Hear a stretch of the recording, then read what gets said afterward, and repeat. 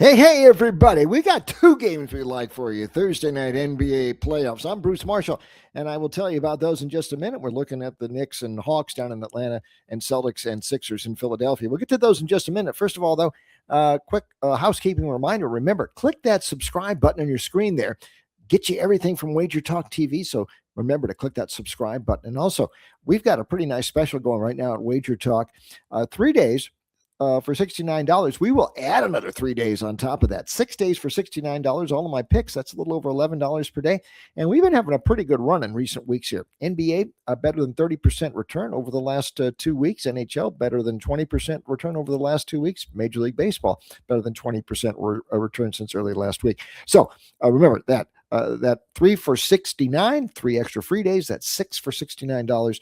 Check it out right now. Now let's get to these games here on Thursday night. Two of them, like we said, that we liked a lot, that I liked a lot.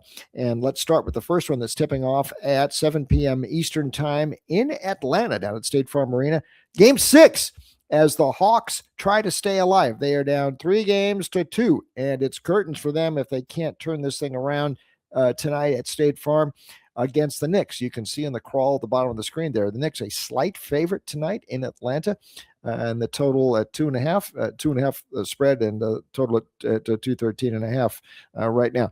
What's going to happen here? I think Atlanta is in big trouble in this series. I think this whole thing flipped around in Game 4 after the Knicks blew Game 2. They blew that late lead at home, and then they did not execute well down the stretch in Game 3.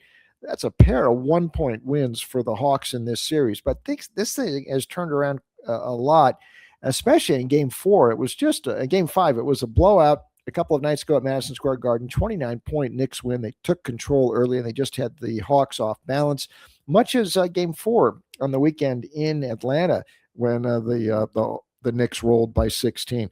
What's been going on here? The Knicks have upped the pressure defensively. The physicality is up, and the Hawks are having trouble dealing with it. We also mentioned that Atlanta has a lot of guys getting their first real playoff experience here, and give the Hawks credit for making the improvements this year. But guys like Jalen Johnson, Nickeil Alexander-Walker, who have played pretty well throughout most of the season, this is sort of a new experience for them in the playoffs, and they have started to regress. Also, C.J. McCollum, he has... his addition to the team, what a break for him coming in from Washington. And that was a big bonus for the Hawks, and he certainly played well earlier in this series. Not as much in Game 5, only 4 points. So he's slowing down a little bit too. When he slows down, the whole offense slows down. In the last 2 games, they have really had some trouble. Haven't even reached 100 points in the last 2 games. I'll give Mike Brown credit the other side here. What he's been doing, he made some nice adjustments as this series has gone on, especially involving Cat and Karl Anthony Towns, using him a little bit more as a facilitator. I mean, Brown has been sort of running the offense part of the time through Cat, using his ability as a passer, and that seems to have opened up the floor a little bit more.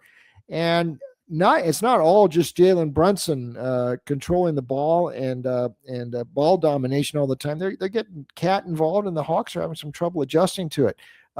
Brunson due for some bigger games, but you've seen Anunoby play well in this series. Like we said, Cat facilitating nicely. And we mentioned Mike Brown a second ago, and we talked about this back before Game 5 earlier in the week. The pressure is on him big time. He knows what happened to his predecessor, Tom Thibodeau, when he could only get to the Game 7 of the Eastern Conference Finals last year. That was it for him. Jim Dolan wants to get to the championship. Still to be determined how far Mike Brown gets. I do think, though, here in Game 6, the Knicks get there. That is a very fair price. They win this thing, they cover, and they move on to the East semifinals. And Mike Brown lives to fight another day. So let's go with the Knicks in this one tonight in Atlanta. Now, the second game tipping off a little bit later at 8 p.m. Eastern time, and that is the Sixers trying to stay alive, also down 3-2 as they enter Game 6 here Thursday night against the Celtics. And staying alive in Game 5. Very impressive effort there at Boston, and we've seen this from the Celtics at times at home. Very curiously, last 3+ years in the playoffs, 19-12 straight up at home, 17-7 on the road. They've played better on the road than they have at home. And this series, this has certainly been a road series as well. 4-1 thus far for the road teams in this series, straight up. Now, the Celtics. What happened in Game 5? And again, this happens with the Celtics once in a while. The three-point shooting just stops. And when that and this is a little bit of the mystery and the risk with Boston, because when the three-pointers aren't dropping, everything just sort of falls apart for them. Happened again in game 5. And I should reiterate back to what I said. If you watch my Orlando-Detroit preview from Wednesday night, I really sort of I was harsh on the state of the game in the NBA and the watchability of it and the marriage of modern analytics to the three-point shot. I think it's created a worse game to watch. Ball movement, it's all around the perimeter now. Looking for good shots doesn't mean anything close. It's all got to be deep, and when the shots don't fall from deep, it is a very hard thing to watch. It is a very good thing to watch, though, when a team is hot and shooting well from deep, which Boston usually does, but they didn't in Game 5. Interestingly, they were outscored 15-11 in three-pointers in Game 5. Why is that interesting? Because in the first 3 games, Boston was plus 29 in three-pointers. That's an 87-point edge from three-point land in the first 4 games of this series. It kind of flipped around, and Philadelphia was plus 4 from three-point land in Game 5. I don't think that continues, mainly because Boston's got so many shooters. We've talked about this before. We've talked about Jason Tatum. We've talked about Jaylen Brown. We've talked about Derek White. Peyton Pritchard off the bench. He didn't have a great game in Game 5, but he has been very lethal throughout this earlier in this series, shooting deep, hitting all those threes. He had hit 9 threes in the 2 games previous.